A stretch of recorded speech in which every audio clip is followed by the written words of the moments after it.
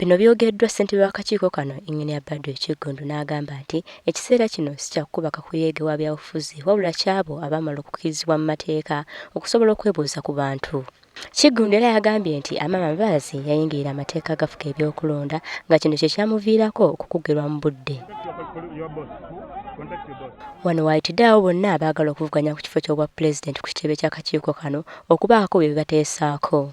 The Electoral Commission invites all presidential aspirants to an urgent meeting on the 14th day of September at 9 a.m.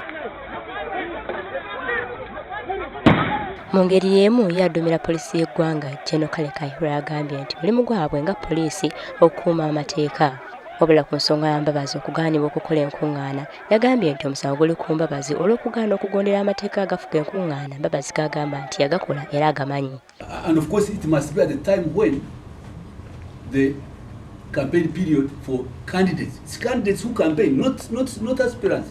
Aspirants do not, and this is in the statement of the chairman, aspirants do not campaign, they consult. It's very clear.